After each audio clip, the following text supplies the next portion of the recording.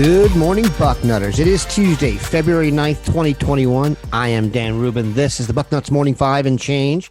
We will be joined in just a minute by Duane Long. We will also be joined at the end of the show to completely wrap up the 2021 cycle. We've got some 24/7 sports recruiting analysts chiming in on who they think will contribute early for Ohio State. Definitely good to get an outside view of how things are going. We will also touch on some possible personnel changes. But first, Duane, how goes it? Oh, I'm at the tail end of a cold, so hang with me, Buckeye Nation.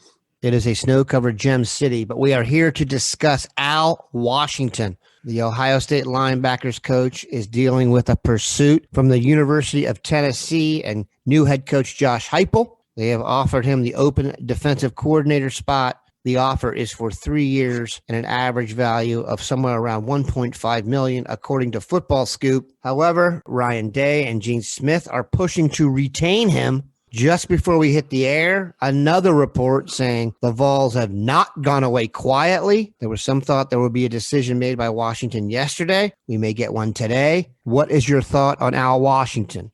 Well, I got to look at the obvious of this. We're talking about an SEC school. They've been down for a while, but I mean, it's Tennessee. He can become a defensive coordinator over a position coach. He's going to make more money.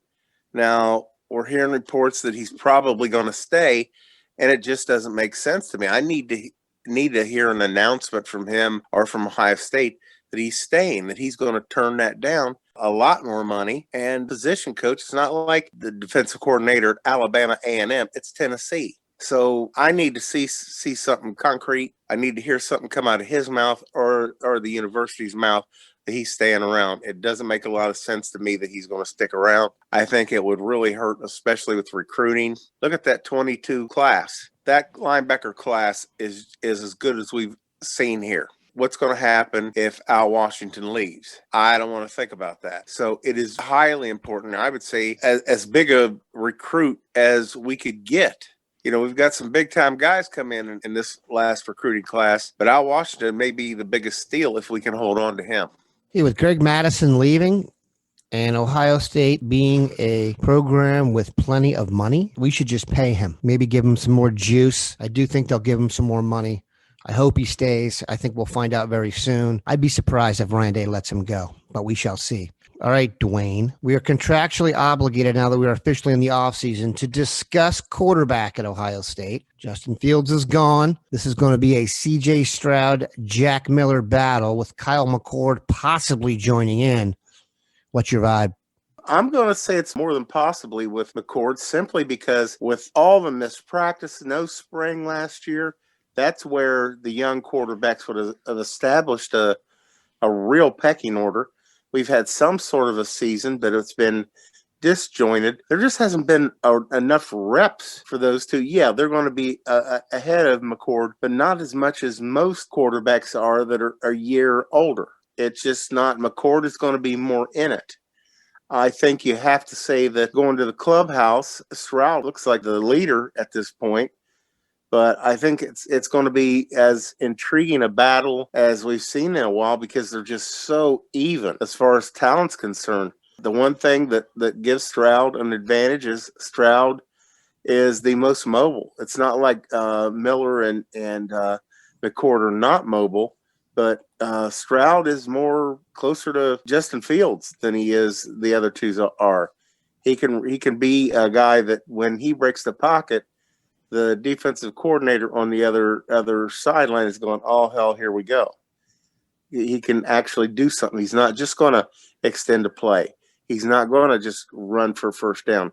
He could turn up field and put it in the house. So I'm not saying he's as good as runner as Fields. He's just more like Fields. You have to say that Stroud is looking like the current leader, but spring is where we're going to find out. It's as intriguing as running back, actually.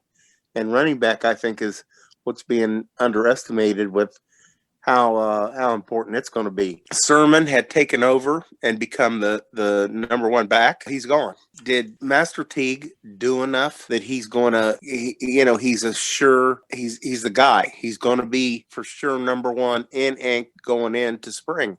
I don't know, Dan, because Mayan Williams was running better than Teague at the end of the year.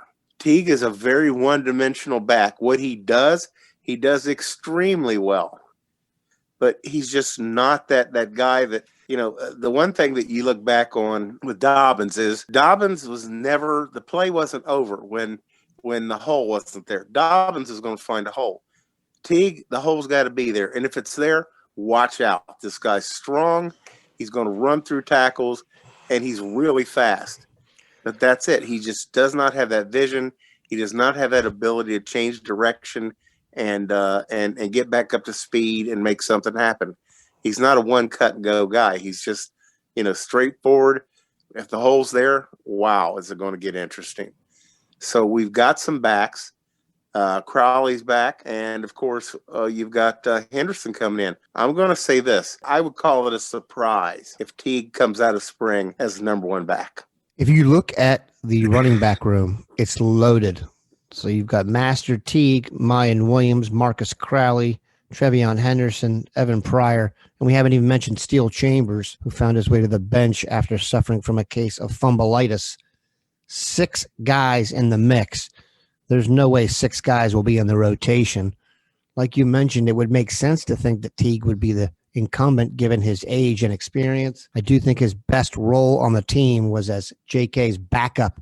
Mayan Williams was impressive. Marcus Crowley, at one point in time, I thought was the most talented back. We all know what TreVeyon Henderson and Evan Pryor promise. I would have a hard time predicting what's going to happen given the fact that guys were in various stages of physical health at the time. What's Marcus Crowley going to look like at full strength with a full off season? So I don't think it's a talent issue, obviously, when you're bringing in guys like TreVeyon Henderson and Evan Pryor. But Trey Sermon definitely emerged towards the end of the season, but I think you may get a more completely productive effort out of the position when you look at the season. Finish with this, Duane. Who do you think will be clearing holes for them? I think we all know that Thayer Mumford will be the left tackle. Nick Petit-Frere will be the right tackle. Give me the left guard, the center, and the right guard.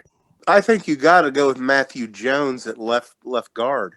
I mean, when he came in, things got immediately better. Miller was just making too many mistakes. He was taking penalties. He just was not ready. It was trial by fire. We threw him in there. The effort was there. He just was not ready. Did not look like he belonged. Matthew Jones did. I think Matthew Jones is pretty certain to be the left guard.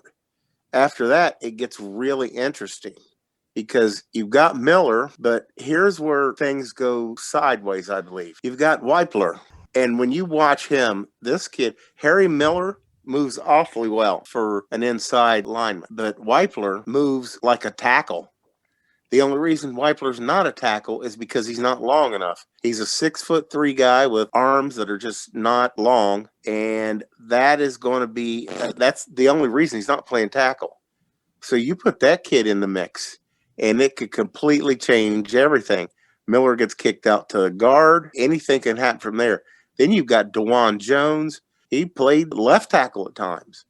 And last year, we just didn't see him. I don't know what's going on with that, but he's got to be in the mix. We heard he was at right tackle, but Petit-Frere has really come on and started to live up to expectations. He had an excellent season last year. So, I mean, you could even argue that outside of Davis, he was the second best lineman on the starting offensive line. So Jones then kicked down to guard. Well, then Davis came back and Jones disappeared. I thought he would be kind of like the sixth man. He would be a guy that could play 4 positions on the offensive line, but we didn't see him that much. I think you got to look at him at that right guard spot. And then there's another wild card. When Petit-Frere was out, Max Ray stepped in at right tackle for Petit-Frere, and we didn't miss a beat. He looked like he belonged. It was like, where's this guy been? He's a big enough kid that he could slide down inside. And then, of course, you've got future NFL player, I'm absolutely sure, Paris Johnson. Well, he came in after Matthew Jones took a knock, and he was blowing people up as a guard. Left tackle, born to play left tackle, but Mumford's coming back. And Mumford was awfully solid last year, like he has been through his whole career when he's been healthy. Paris Johnson is a kid that, what's he going to do? Here's the thing, Dan. We know Mumford, he's got no more eligibility after this year. And if Petit Frere is as good as he was last year, that's going to be intriguing about him going early. And if he's better, he's definitely out of here. So having Paris Johnson ready to step in for one spot or the other is crucial. So we need to get him reps somewhere. Get him in there anywhere. Keeping some fresh offensive linemen. We always think about that with defensive linemen. Well, it'd be a good idea with offensive linemen. And then there's this matter. There's always this talk about playing the best five. Well, if you're playing the best five, I don't know how Paris Johnson is not in there. So offensive line, especially the inside spots, where we have so many options. Oh, my Lord, I can't believe I made it through the Bowman years when we had 9 and 10 linemen. That's it. Now we've got options. We got guys that are athletic enough to play different spots, and it's just a luxury that we hadn't seen for a while. And it took years to get to where we are now, where we've got options. And that doesn't include some young guys that I think are going to play football for us.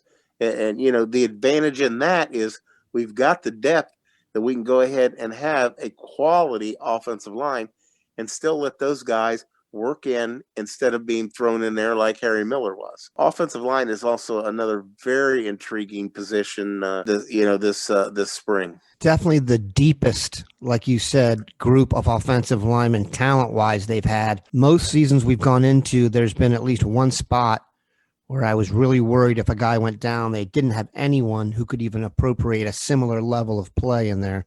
But if you look, when you bring back both tackles, like I've said before, Ohio State's going to have better tackles this year than some NFL teams. That's true.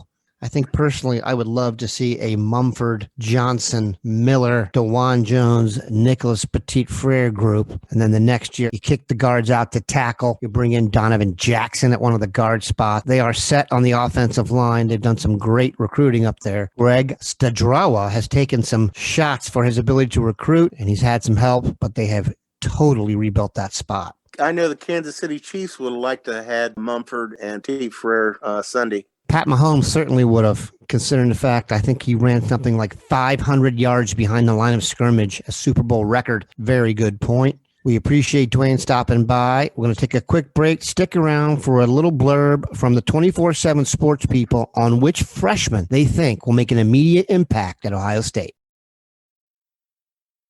At running back, I think we have the biggest slam dunk on this list. It's TreVeyon Henderson going to Ohio State. I don't know what gives for his 24/7 sports composite ranking at number 22. The top 247R rankings have him at 10, I believe, which is the highest for a running back since the 2017 class with Najee and Cam Akers. To me, this feels a lot like the J.K. Dobbins situation a few years ago. Really good player coming in. Yeah, he's got a few guys he's got to battle with, but by the end of the year, maybe by week 1, he's the guy clearly going forward. Yeah, and TreVeyon has a much higher ceiling than J.K. does. And I watched a lot of J.K. Dobbins in high school. He played like 40 minutes away from me at LaGrange. And TreVeyon's a better athlete. He's going to run, he's a sub 11 second 100-meter guy. He's dynamic with the ball in his hands. He is elite as an athlete.